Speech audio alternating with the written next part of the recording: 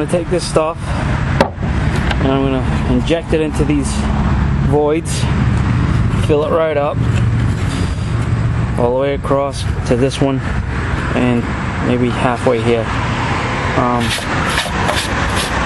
because when I cut this, like I say, it's going to be open-ended because it's not solid all the way up inside there. So I got, afterwards, I'm going to grab some mat, chip brush, and some resin. I have some over there still, but I'm going to probably use quite a bit of it. And I'm going to spray this in here now, fill it up, and then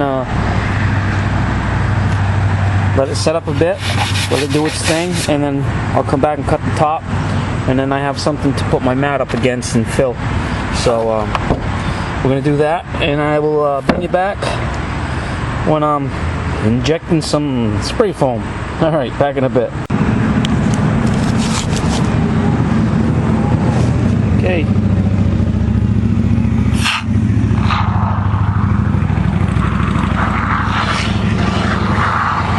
I don't care if it really comes out.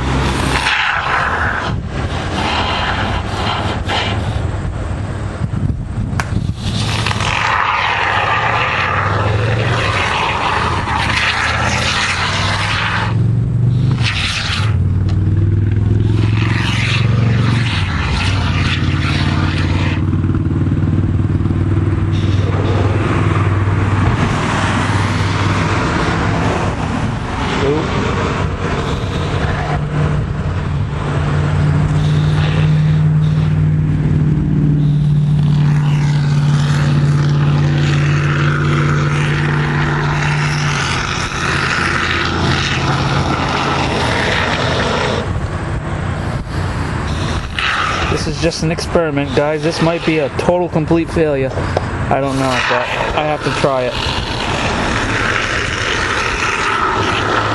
They actually sell a one-piece spoiler. Where's the fun in that?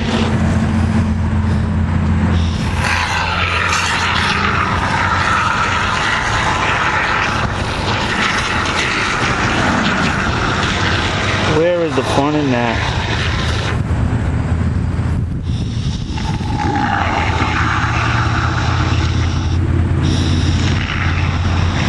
Nice dry day today. So this stuff could really, after this one, I should be able to fill this one right up.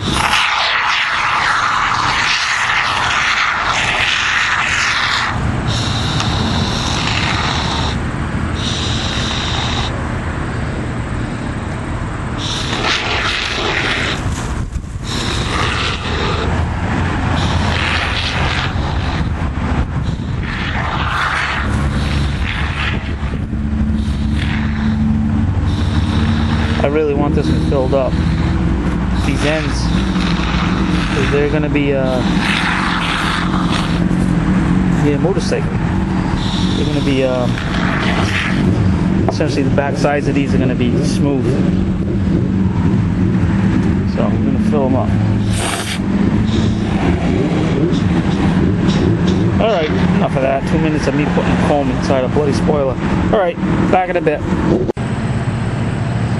Okay, next day, as you can see, I overindulged with the spray foam.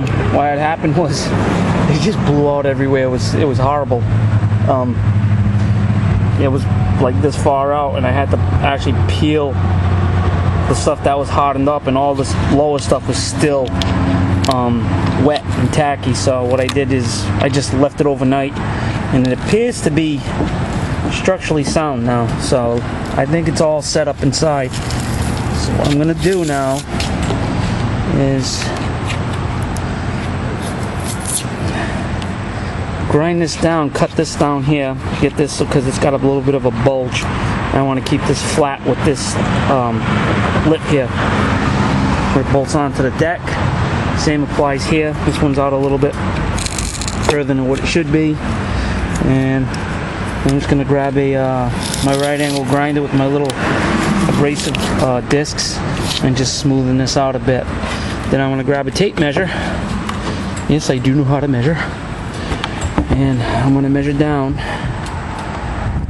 to where I think the height of my spoiler should be. And essentially, I might be following this line going across this way and then going across that way. So all of the stuff is sacrificial. This whole spoiler was all cracked and beat up. It's all beat up anyways. I do have another set like this that's in better shape.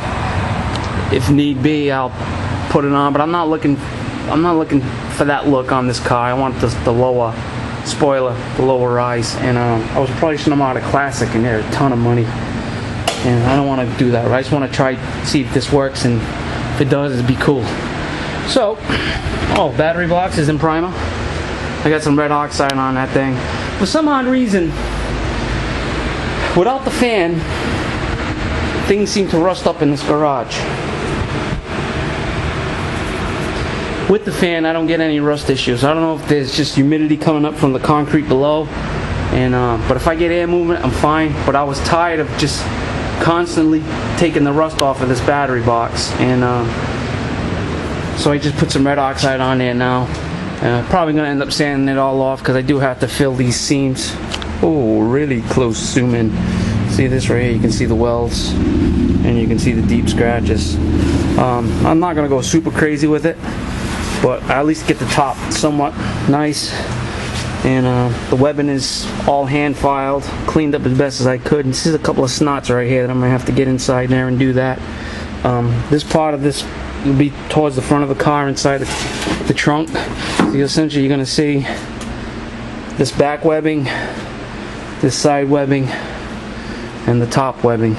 And unfortunately you're not going to see any of this because it's going to be tucked up hard up against the side. Alright, enough of that.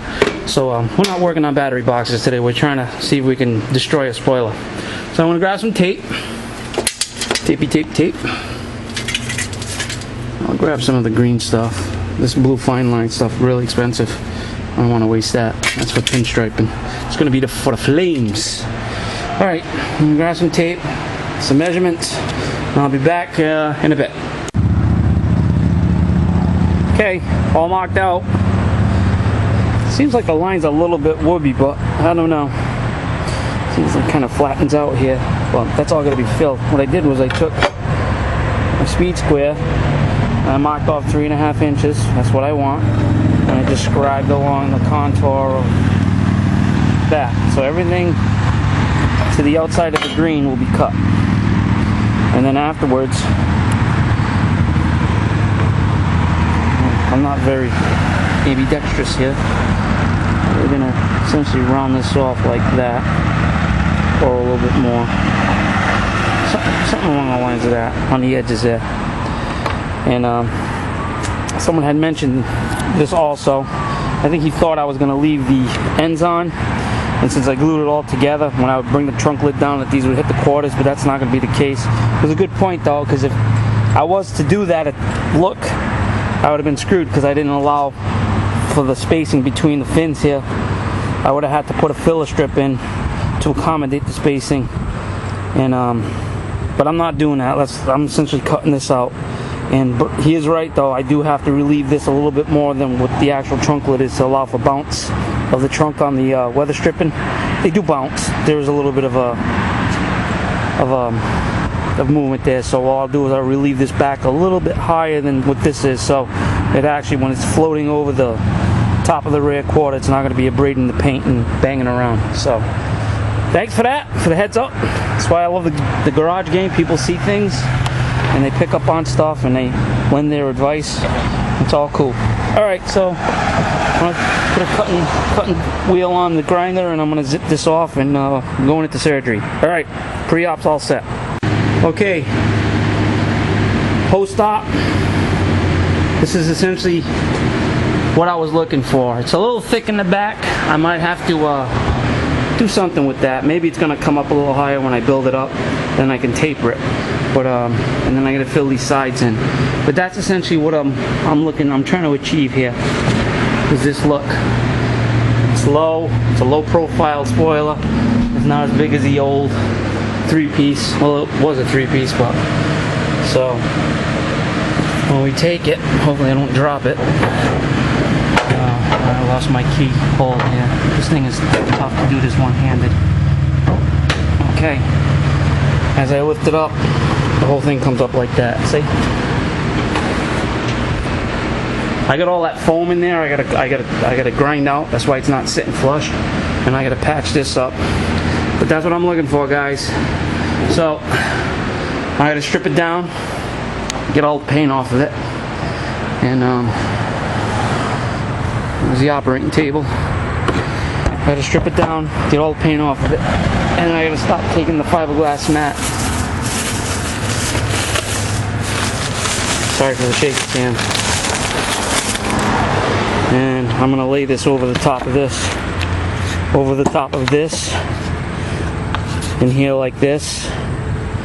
This is all gonna be Marglass afterwards. I'm gonna fill all these big holes. And this, I'm probably gonna have to fill this right across. But I want to get the matting down as a basis. But the foam did what I wanted it to do. It bridged the gap now, so I'm not, when I put this matting over the top here, I'm not gonna have a sag and a dip. I'm pretty much gonna hold it. I don't know if it's gonna have an effect with the fiberglass. I don't know. I don't think so, but we'll see. It's a cellulose foam. I mean, there is some, not solvent in fiberglass. Essentially, it's resin, so I hope it doesn't interact. But if it does, whatever. It's just an experiment. But it is the look I'm looking for, so I'm very happy with that. And I'll be ever so much more happier when it's done. So I'm gonna strip this thing down. I'm not gonna show you a long, boring video of that. I'll bring you back when I got the matting on and the resin all set up and done. And I think that's gonna be it for the day. I know it dries pretty quick, but it is Sunday, and I'm gonna try to enjoy the rest of my weekend and wind down because tomorrow's work. We all know about that. All right, so hopefully I'll bring you back when I got the resin on and the matting on, and we'll see how it looks. All right, back in a bit, guys. All right, we capped the fiberglass matting. It's really not sticking. And word to the wise when it's warm out. Don't make so much if you can't use it all. So we're gonna let this bake in the sun harden up, and then I gotta take the grinder to it, grind off all the loose whiskers, and we'll get it. We'll get the bodywork starting on it, the tiger hair and all the Marglass and that, and all the happy horse stuff. So I'm going with that. Kind of, I like the look of it when it was on the back of the trunk. Low profile, give Bubba a different look. So this is Mark from the second gen. For all my brothers out there, everybody enjoy a safe week at work. If you're not at work, just enjoy a safe week anywhere you are. Be well, be safe. And thanks for watching, commenting, and sticking around. So we will see you on the next one. Take care, everybody. Peace.